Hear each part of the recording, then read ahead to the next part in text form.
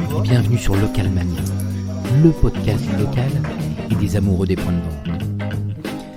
Alors pour cette saison 2, on va partir à la rencontre de ces entrepreneurs. Non, pas ceux qui brillent sur LinkedIn, non, les vrais. Ceux qui préfèrent passer du temps avec leurs équipes, ceux qui créent des emplois à Lille, à Brest, à Marseille, ceux qui animent nos centres-villes et nos régions, ceux qui ont des idées un peu folles et qui les lancent dans la vraie vie. Bref, des belles personnes qui vont nous raconter, en toute franchise, leurs belles histoires.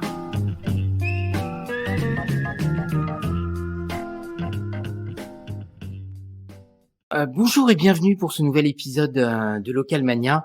Alors aujourd'hui, j'ai le grand plaisir d'accueillir Pierrick Deronne, le président de Biocop. Alors, pour ceux qui ne me connaissent pas, je suis Romain Achard, je suis cofondateur de The Ramp, qui est une plateforme de publicité digitale locale qui aide les enseignes à réseau à communiquer localement via tous les leviers digitaux. Alors, si vous ne connaissez pas Biocop, alors en préparant mon interview, je suis tombé sur cette publicité pour passer des bonnes résolutions aux bonnes pratiques. Alors pour ceux qui ne le savent pas encore, Biocop, c'est bien plus qu'un magasin bio, c'est un commerce de proximité, c'est une vraie philosophie de consommation raisonnée et qui offre des solutions pour rendre l'écologie tangible et dans l'action. Alors est-ce que c'est bien ça, Pierrick ? Ah bah oui, c'est exactement ça. Voilà, on est une coopérative de magasins, de salariés, de producteurs, de consommateurs, et notre ambition, c'est de développer la bio dans un esprit d'équité, de coopération. Donc, aller vers cette alimentation plus saine pour chacun et chacune d'entre nous. Bon, en tout cas, c'est une formidable histoire. Aujourd'hui, juste en quelques chiffres, je crois Biocop, c'est 750 magasins. C'est une aventure assez incroyable et tu vas tout nous raconter. Alors, ce que je propose, c'est que tu nous dévoiles tout, c'est de se mettre à table et je lance la rubrique.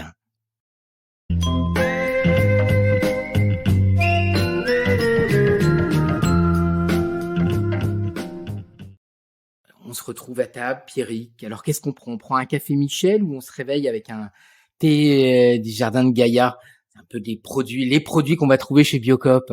Oui, entre autres, on avait beaucoup de café de thé. En tout cas, moi, je suis plus thé Jardin de Gaïa, plus thé que café. En tout cas, toujours équitable. C'est le principe. Bon, écoute, je vais te suivre. Et avant de te cuisiner un peu pour connaître, pour savoir tout sur Biocop, j'aimerais bien que tu nous parles de ton parcours, en gros, au sein de la coopérative, de tes premiers postes jusqu'à aujourd'hui au rôle de président, et que tu nous racontes un peu ton ascension chez Biocop. Bah après mes études, j'ai travaillé dans la coopération internationale, donc quelques années en Afrique, dans divers projets de solidarité. Et puis j'ai intégré Biocop en rentrant en France. J'ai intégré Biocop en répondant à une annonce et je suis devenu responsable d'un magasin bio à Annonay en Ardèche, un magasin qui à l'époque avait 3 salariés et demi.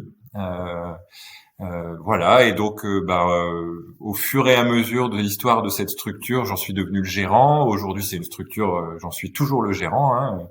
C'est une structure qui est en coopérative de salariés, donc je suis élu par mes collègues salariés au sein du magasin. D'accord. Et on a trois magasins maintenant entre Annonay et Saint-Étienne. Et en parallèle de ça, comme on est une coopérative, les sociétaires peuvent s'investir dans la vie politique. On parle de vie politique à Biocop, et donc j'ai eu différents mandats, jusqu'à un mandat au conseil d'administration en 2016 et la présidence depuis 2019.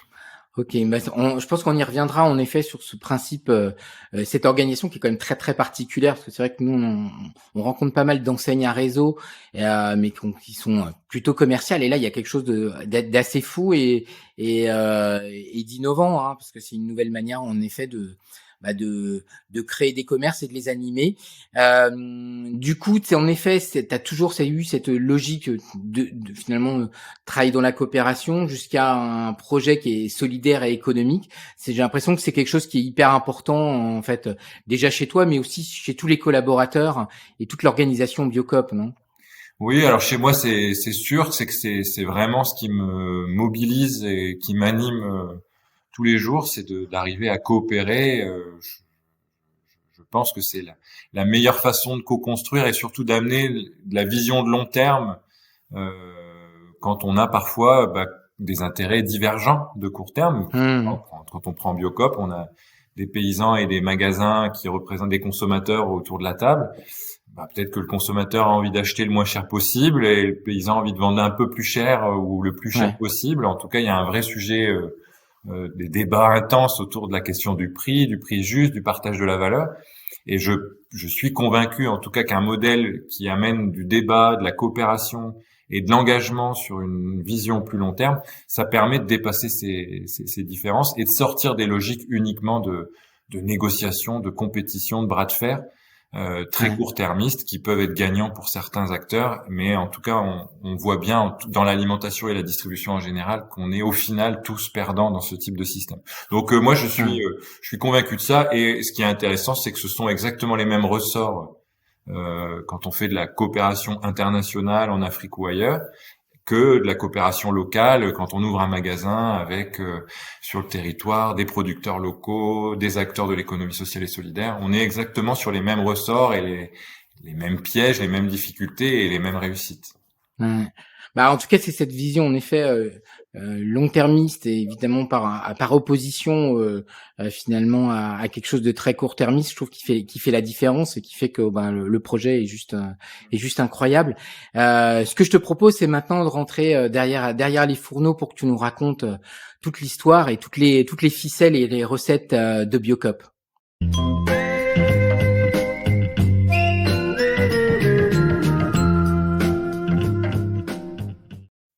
Alors Biocop aujourd'hui c'est le leader sur le marché du bio.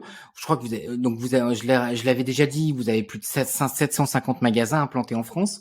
Alors est-ce que tu peux revenir sur ce succès parce qu'en fait à l'origine c'était pas une coopérative, c'était presque dans les années 70, je crois que c'était une association en fait. Est-ce que tu peux nous raconter, nous faire un peu toute la chronologie de Biocop en fait? Bon, je vais essayer de faire court et simple, mais en gros, c'est vrai que c'est né de mouvements d'idées dans les années 70-80, surtout de citoyens au départ qui étaient à la recherche et dans la volonté de développer une alimentation saine pour l'homme et la nature, avec effectivement beaucoup de questions autour de l'écologie, de l'agriculture, et on a vu en parallèle la montée des différents cahiers des charges de l'agriculture biologique. Ce mouvement d'idées Mhm. et c'est une partie de ces citoyens-là ont décidé de développer, de créer des coopératives de consommateurs, des associations de consommateurs un peu partout sur le territoire. Et l'objectif, c'était d'accéder à ce type de produits dans le lien avec des producteurs qui eux-mêmes cherchaient des débouchés et vraiment contre vents et marées. C'était Mhm. voilà, c'était vraiment des hurluberlus un peu illuminés à ce moment-là, quand même, de se dire qu'on pouvait faire autrement que de l'agriculture conventionnelle et qu'on avait Mhm. des citoyens qui étaient convaincus que l'alimentation était vecteur de santé, de bonne santé. Et donc ces structures-là, un peu partout, ont créé l'association Biocop en 86, qui au fil des années est devenue une coopérative, donc qui s'est structurée jusqu'en 2002 pour devenir une coopérative. Mhm. Là, on a monté des plateformes, on a une société de transport, on a un cahier des charges alimentaires produits qui est très très développé, enfin voilà, beaucoup d'engagements qui se montent au fur et à mesure du développement du bio. Et aujourd'hui, on est dans une phase d'arriver à faire la preuve que ce modèle-là peut se développer et qu'on est capable collectivement de passer à l'échelle et de peser sur les changements du monde. Donc voilà, on est dans cette étape-là de Biocop après près de 40 ans d'histoire. Ouais, parce qu'en fait, il y a quelque chose qui est assez fort quand tu parles du bio, c'est que j'ai l'impression que c'est pas forcément le même bio qu'on voit aujourd'hui poussé un peu par des industriels à la télé. On a un peu l'impression que tout le monde parle du bio et que les industriels ou la grande distribution, finalement, disent qu'ils font du bio et j'ai l'impression que ça dénature un peu le projet. Alors, même s'ils respectent évidemment le cahier des charges, j'ai l'impression que c'est pas le même bio aujourd'hui qu'on va trouver dans une grande enseigne de grande distribution et le bio chez Biocop quoi. En fait, c'est le même bio dans le sens où il y a un cahier des charges européen contrôlé et donc notre objectif c'est d'abord de développer ce type de bio et franchement on est très très content de voir ce bio là le bio Eurofeuille européen partout. Et moi, D'accord. je rêve idéalement que ce label soit sur l'ensemble des produits vendus dans tous les circuits de distribution. Alors après, effectivement, il y a chacun a un rôle. Les généralistes ont leur rôle de massifier, de répondre à cette consommation de masse. Et nous, on a un autre rôle. Et c'est pour ça qu'on fait une distinction entre le bio et la bio. Pour nous, au-delà du bio, il y a la bio comme projet de société. Et donc, effectivement, on est allé beaucoup dans des démarches de commerce équitable. On lutte contre l'ultra-transformation. On est radicaux. On refuse certaines ventes. Par exemple, on respecte la saison des fruits et légumes. Mmh. On refuse de vendre de l'eau en bouteille plastique, refuse le transport par avion des produits, on refuse les OGM, voilà. Donc tous ces engagements-là qui sont venus très militants, qui sont venus agrémenter et aller au-delà du label bio, effectivement, c'est cette vision-là, nous, qu'on porte. On voit aujourd'hui beaucoup de tensions entre local et bio. On voit beaucoup de consommateurs dire qu'ils préfèrent acheter local que bio. Pour nous, il n'y a absolument aucune opposition à mettre sur ces Mmh. deux engagements-là. Ce sont pas du tout les mêmes. Le bio, on est plus sans pesticides chimiques, et le local, on est sur de la relocalisation. Et nous, ce qu'on souhaite, c'est faire les deux. Donc relocaliser des filières et travailler le plus possible, le plus proche possible des magasins. D'accord. Ben justement, c'est vrai qu'en préparant le sujet, j'étais assez impressionné par finalement cette dimension quasi politique. Alors c'est vrai que sur cet aspect relocalisation en France et quand on a échangé, tu m'avais parlé notamment de cet exemple de la graine de moutarde. Et du coup, j'aimerais bien que tu le partages avec nos auditeurs parce que c'est assez symptomatique, je trouve. Bah, on a communiqué un peu là-dessus en disant que la moutarde, la ville de la moutarde, c'était pas Montréal, mais c'est bien Dijon. Et en fait, effectivement, la moutarde vendue dans le commerce en général, la graine de moutarde n'est plus cultivée en France depuis très longtemps et est importée du Canada. Et D'accord. donc, on a travaillé avec les groupements associés de Biocop qui participent à la vie politique et à la stratégie de Biocop, à relocaliser cette graine de moutarde en France. Et donc, oui, la moutarde qu'on vend aujourd'hui, elle est bien française de bout en bout. Mais il y a d'autres exemples. Hein. Le cornichon vient d'Inde. Chez nous, il est 100% français. Enfin voilà.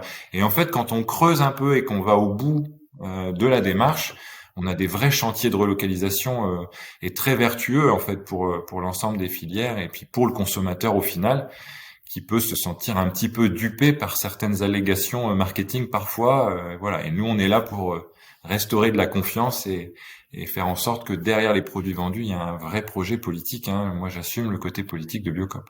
D'accord. Parce qu'en fait, le circuit court, en regardant les chiffres, aujourd'hui, ça représente combien de pourcentage, en fait, des produits vendus chez Biocop, en fait? En fait, il faut qu'on qualifie aussi ces questions de circuit court. Il y a la production locale. Donc, nous, on Ouais. définit le local à 150 km autour du magasin et ça pèse 15% du chiffre d'affaires global. D'accord. Ok. Et après, quand on le détaille, en pleine saison, on monte à 40, 50, 60% d'un rayon fruits et légumes, par exemple, qui est en local dans beaucoup de magasins. Euh, pour avoir un ordre d'idée, en grande distribution, on est entre 1 et 2% de D'accord. relocalisation. Et Donc ça après, il y fait a de la vraiment. relocalisation. Il y a Ouais. vraiment beaucoup de différences. Et après, il y a la notion de relocalisation. On a relocalisé les amandes de la Turquie vers l'Espagne, par exemple. Aujourd'hui, 100% de nos amandes en vrac sont d'origine espagnole. C'est une forme de relocalisation qui est aussi intéressante à relever. Et du coup, la notion de local, il faut aussi arriver à la qualifier. Et voilà. Mais donc, on est dans ces démarches en tout cas, de produire au plus proche des lieux de consommation. C'est essentiel pour les enjeux qu'on a aujourd'hui et demain, notamment sur les questions climatiques et biodiversité. D'accord. Du coup, la mission de la coopérative, ça va être quoi exactement, finalement pour rejoindre Biocop, en fait? La mission de Biocop, c'est développer l'agriculture biologique. Donc, Ouais. et le commerce n'est qu'un moyen. D'accord. Et donc après, on met de l'esprit d'équité, de coopération. Et donc derrière cet état d'esprit, on y met l'ensemble des valeurs, des engagements. Et plus le temps passe, plus on crante, si j'ose dire. En fait, on a des effets cliqués. C'est aujourd'hui, on est 100% bio, c'est normal. Donc, on passe à autre chose. On est le premier vendeur de commerce équitable, le premier vendeur de vrac en France. Et on continue à avancer.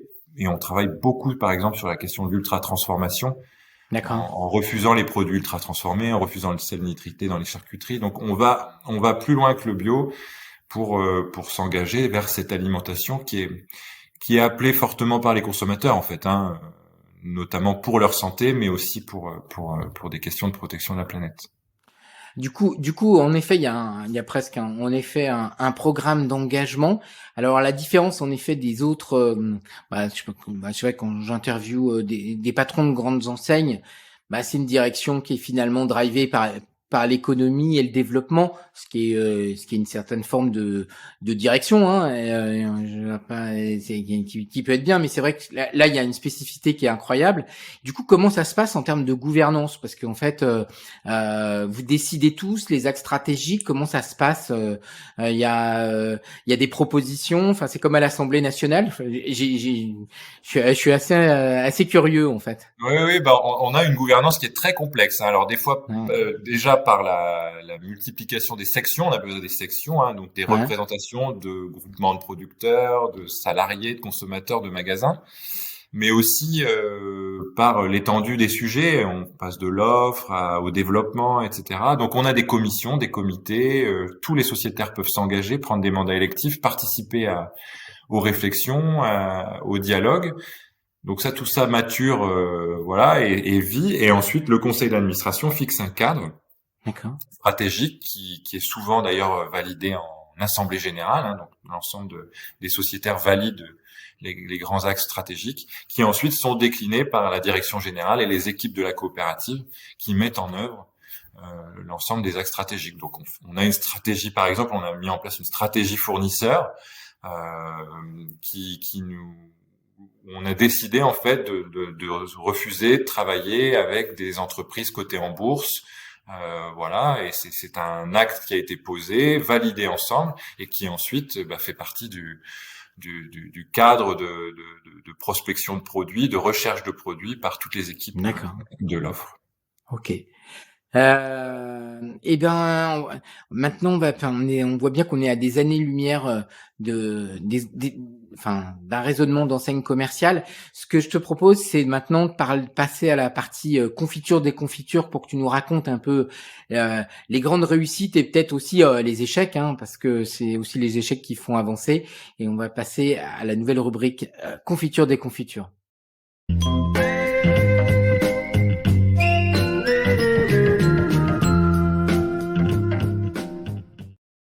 Alors quand on parle de succès dans la seule coopérative, on revient toujours à l'humain.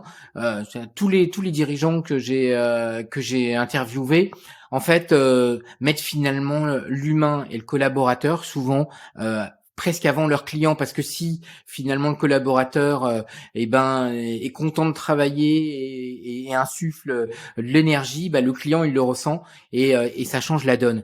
Et là on en est encore à un niveau encore supérieur. Quand on a échangé, tu m'as parlé de tes en fait du choix et de la manière de choisir les futurs entrepreneurs, ou en tout cas les futurs commerçants militants qui vous rejoignent. J'aurais bien aimé que tu me racontes comment ça se passe et comment vous décidez en fait de choisir telle ou telle personne pour ouvrir un Biocoop. En fait, c'est la question du développement dans une coopérative comme Biocoop, elle est intéressante parce qu'elle est à la fois une question de développement économique, de création de magasins, d'une structure, et aussi ça dessine le réseau de demain. C'est-à-dire que les personnes qu'on fait rentrer vont avoir un droit de vote, vont pouvoir peser sur les décisions, et puis potentiellement, selon les typologies de personnes qu'on fait rentrer, on va avoir une coopérative qui peut, au fil des années, faire évoluer sa stratégie de manière plus ou moins forte. Donc, tout l'enjeu, c'est de vérifier les deux critères, c'est-à-dire une première commission, donc entre pairs, hein, ce sont des sociétaires gérants qui acceptent ou non une personne. Donc, il y a un premier recrutement sur la personne. Donc, c'est est-ce que la personne est prête à porter les engagements de Biocoop, voilà. Et on fait fi dans ces premiers entretiens de toute zone de prospection, de capacité de financement, etc. On est vraiment sur le recrutement d'un sociétaire qui va... Alors effectivement, on regarde s'il peut être commerçant, si ça peut être un chef d'entreprise, et si ça sera un sociétaire qui est en capacité de porter les engagements. Et ensuite, il rentre dans un processus, effectivement, de recherche locale, de construction du business plan, pour ensuite repasser en commission. Et là, la même commission va décider si oui ou non cette personne peut ouvrir à tel ou tel endroit, et notamment vérifier le décalage entre ce qui nous a été dit la première fois et la Ouais. réalité de mise en œuvre dans le projet général. Si la personne dit je veux développer le local, etc., ou faire une boucherie parce que je suis dans un pays de viande, voilà. Si à la fin il n'y a pas de boucherie et qu'il y a 10 producteurs locaux présents dans dans le magasin, on va commencer à se dire bon, mets l'énergie au bon endroit, etc. Et après, bien évidemment, le souhait c'est que ça fonctionne, parce que malgré tout, malgré tous les engagements, s'il n'y a pas de réussite économique, il n'y a pas de projet. Et ça, j'ai bien compris sur le choix de la personne et le choix de la région ou de la ville. Comment ça se passe? C'est l'apporteur de projet qui décide, qui dit, bah voilà, j'aimerais ouvrir un magasin Biocop dans cet endroit, où vous avez identifié des endroits où vous pensez que ça peut, vous avez des manques, que ce soit au niveau du nombre de vos magasins ou des régions sur lesquelles bah, finalement vous Bah, avez envie d'intensifier. oui, les deux. En fait, on Ouais. essaie de faire converger des aspirations personnelles, parce que c'est un projet de vie, hein, d'ouvrir un magasin, Ouais. enfin de créer son Ouais. entreprise en général, mais c'est un projet de vie. On investit son temps, son argent, et parfois une bonne partie de sa vie de famille pour s'engager. Donc il y a à la fois l'aspiration personnelle et puis le facteur clé de réussite, c'est que de se mettre aussi dans un endroit où ça peut fonctionner, où il y a un besoin, il y a une demande, etc. Donc tout l'enjeu, c'est d'arriver à faire converger ça. Donc la difficulté, c'est que les Biocop appellent des porteurs de projets. C'est que plus dans une région il y a des Biocop, plus les gens sont en lien avec le projet et ont envie d'ouvrir des Biocop. Donc on se retrouve parfois dans des situations un peu cornéliennes où les gens veulent forcément ouvrir près de là où ils habitent, et on leur dit bah non, là les zones Ouais. sont prises, mais potentiellement vous pourriez aller là ou là. Et puis là on rentre dans des vrais choix de vie, et surtout pour le porteur de projet. Et est-ce que des régions, parce que on a compris que la dimension circuit court et local était importante. Est-ce que je sais pas, quelqu'un d'une ville ou d'une commune ça vous est déjà arrivé, un maire ou un président de commune viennent vous voir en disant bah voilà, nous on a tant d'agriculteurs qui sont passés au bio et on aimerait ouvrir un magasin bio. Ça peut aussi marcher de ce côté-là ou Oui, en tout cas, il y a une vraie prise de conscience, et on le voit même dans des moments un peu plus compliqués, comme en ce moment, où on peut voir certains magasins fermés. On sent que il y a un vrai attachement à Biocop, que ce soit Hum, parce que Biocop développe un écosystème. Et donc, quand un Biocop ferme, ça a beaucoup plus d'impact que d'autres types de magasins spécialisés ou pas qui peuvent fermer. Et quand un magasin ouvre, c'est pareil. Un magasin hum. ouvre, ça peut créer des vocations chez les producteurs. Et par exemple, nous, on a ouvert un petit magasin de 50 mètres carrés entre Annonay et Saint-Étienne à Bourg-Argental. On a des producteurs locaux bio qui ne livrent que ce magasin-là, qui sont sur des D'accord. petites structures. Voilà, donc ça crée une énergie, et on a des collectivités, des maires qui appellent Biocop et qui disent bah nous on a vraiment besoin d'avoir une Biocop. Alors après, charge à nous de trouver le porteur de projet. Mmh. Donc souvent on prend un peu notre bâton de pèlerin, on va essayer de rencontrer des gens qui ont envie de monter cette Biocop. C'est pas nous qui le faisons, voilà. Mais oui, il y a des demandes, et il y a un vrai attrait. En tout cas, l'ouverture d'un magasin Biocop est un vrai moyen de développer cet écosystème bio, circuit court, et Mmh. ensuite on peut parler de restauration collective. Voilà, ça crée beaucoup d'émulation et d'énergie. D'accord. Et pareil, en préparant le dossier, tu m'avais parlé, alors c'est à la fois échec et réussite, parce que je trouve ça l'histoire elle est assez intéressante, et puis elle est en devenir. C'est le cas du tiramisu. Alors ça semble surréaliste comme ça, mais je trouve que ça annonce bien bah vous votre politique vis-à-vis en fait des produits qui sont vendus chez Biocop. Est-ce que tu Oui, peux me je la parlais. raconter? Ouais, mais je parlais un peu de cette stratégie fournisseur qui est un peu exigeante, c'est-à-dire de choisir aussi nos fournisseurs en fonction du capital ou de leur cotation en bourse, des fonds d'investissement qui sont présents dedans. Ouais. Et donc quand on fait des choix radicaux, bah, parfois, enfin, il faut les assumer jusqu'au bout, et c'est pas toujours évident. Alors c'est vrai que le tiramisu est un bon exemple, c'est que quand on a mis en œuvre cette stratégie fournisseur, on s'est rendu compte que ce fournisseur-là avait des fonds qui étaient trop court-termistes et qui pouvaient en tout cas nous mettre en péril notre lien avec ce fournisseur-là. Et donc après il y a des contrats, donc ça a mis du temps le fait d'en sortir. Et il y a quelques mois, on est arrivé au point de fin de contrat sur un produit qui se vend beaucoup, très apprécié des consommateurs. Et donc, on a retiré le tiramisu des rayons sans avoir pu créer et construire une alternative avec d'autres fournisseurs présents. Et donc, ça a créé un petit moment de flottement. Certains sociétaires étaient très déçus de voir une très bonne vente du rayon disparaître. En plus, un produit gourmand qui est évidemment à avoir dans ces rayons. Et donc, voilà, là, on commence à voir arriver un ou deux fournisseurs qui disent, tiens, en fait, je vais peut-être essayer de vous faire un tiramisu. Donc, ça reviendra sous une autre forme, peut-être un autre type de recette. Mais ça permet de construire aussi avec, donc, essayer d'allier, en fait, trouver ce chemin de crête entre une forme de radicalité qui est un point de réassurance pour les consommateurs et qui nous permet de progresser, et puis un pragmatisme commerçant quand même, parce qu'il faut des produits à vendre, etc. Ouais. Et là, le tiramisu, et il y en a d'autres, hein, c'est une très très bonne illustration de ce type de débats qu'on peut avoir en interne, qui sont pas toujours solubles, hein, c'est pas très simple, donc voilà, c'est intéressant.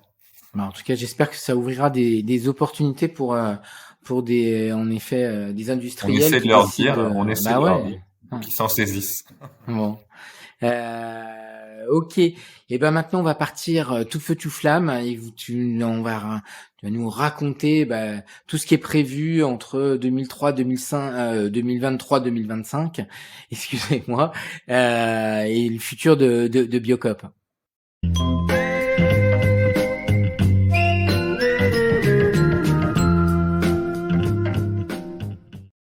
Alors on est en 2023 et l'idée c'est un peu de savoir un peu l'avenir et l'horizon 2025. Donc tu me parlais de parce que voilà, on est dans une période un peu tendue en ce moment. On parle beaucoup d'inflation, on parle beaucoup du bio aussi.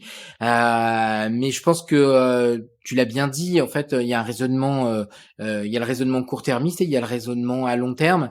Et c'est peut-être en effet l'occasion de resserrer les liens avec les consommateurs. Donc un peu quels sont les chantiers de 2023 à 2025 pour Biocop, hein. Est-ce que tu peux nous résumer ça? Oui, on va essayer de résumer. Déjà, l'idée générale, c'est de ne pas changer, en fait, de se connecter à nos racines et de continuer dans cet engagement-là. Et évidemment, tous les engagements qu'on a, creuser le sillon, avancer. On a des chantiers de toute façon immuables. Le premier, ça peut être, il y en a beaucoup, hein, mais un des premiers, ça va être aussi de se dire à quoi doit ressembler un magasin bio spécialisé dans 5 ans. Donc, comment il vit sur son territoire, quelle est la promesse client, pourquoi les consommateurs vont continuer à pousser la porte d'un magasin Biocop demain. Et après, il y a la question effectivement de la partie prenante consommateur. Ce que je disais tout à l'heure, c'est que on est issu du monde des consommateurs. Ce sont les consommateurs qui ont construit Biocop. Et au fil des années, ce lien a un petit peu évolué par le développement, etc.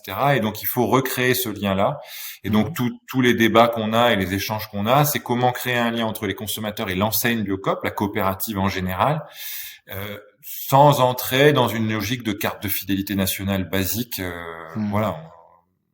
L'idée, c'est vraiment de construire un attachement, une communauté de consommateurs proches de Biocop qui puissent aussi participer d'une partie ou à toutes les décisions de la coopérative pour son avenir, dans sa stratégie, etc.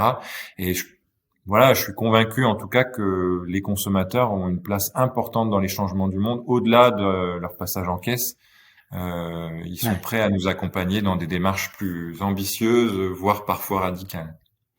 En tout cas, quand je suis vos campagnes, alors je crois que c'est une agence qui s'appelle Hungry and Foolish, et j'avais eu le bonheur de travailler avec un de ses fondateurs, Jean Benoît. Et en tout cas, à chaque fois que je vois ces campagnes, en fait, ça me donne envie, quoi. Enfin, en fait, je trouve que vous véhiculez bien ce message-là. Et en tout cas, ça donne envie de devenir finalement acteur de sa consommation raisonnée. Ça c'est du côté consommateur. Côté producteur, en gros, parce qu'aujourd'hui la situation elle est quand même tendue.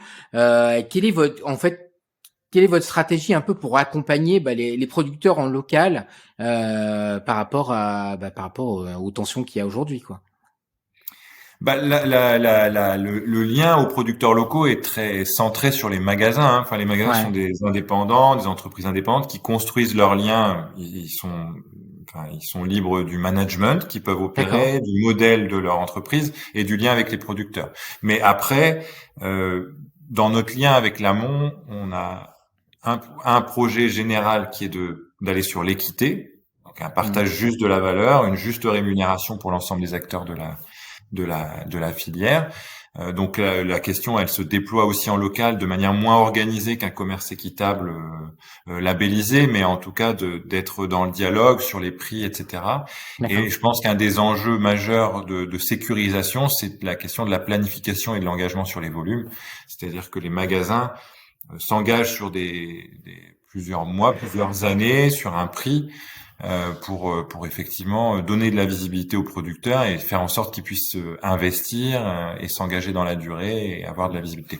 Donc voilà, je pense que ce sont les gros engagements généraux de Biocop et évidemment de leur laisser une bonne place dans les rayons parce que le local est prioritaire dans les magasins Biocop. Parfait. Et ben maintenant, on va parler digital et le digital dans tout ça.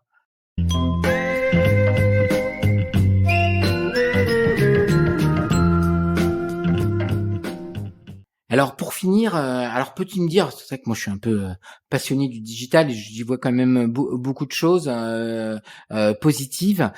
Aujourd'hui, comment vous l'utilisez chez Biocop pour soit créer du lien, enfin quelle est un peu votre vision autour du digital En plus, moi je parle beaucoup de publicité locale, donc le local, je pense que c'est important. Quelle est la place en effet du digital au sein de chez Biocop? Bah, le digital, en tout cas pour les magasins en local, c'est beaucoup un outil de réseaux sociaux, quoi, de communication, d'amplification du bouche à oreille. On Ouais. n'est pas encore dans une utilisation forcenée d'achat de contact, de développement d'une publicité ciblée sur Internet. Mhm. Et c'est la même chose au niveau de l'enseigne. L'idée, c'est de démultiplier le bouche à oreille. Bon, c'est vrai que ça permet aussi de cibler des territoires quand on communique, etc. Et de mettre en avant aussi des services complémentaires qu'on peut avoir, comme le click and collect ou autre, voilà, de montrer, de démontrer ce qu'on peut faire. Voilà, plus comme une logique de publicitaire et d'amplification du bouche à oreille. Bon, bah, c'était très clair. Je pense qu'on a fait le tour de cette formidable histoire hein, et coopérative Biocop. Je pense qu'on a compris les enjeux, on a compris les différences. En tout cas, je te remercie d'avoir été hyper clair sur quelque chose qui est quand même pas si simple à expliquer. Merci Pierrick, et puis je te souhaite plein de bonnes choses pour 2023, 2024 et 2025. Merci beaucoup pour l'échange, c'était très intéressant. Merci.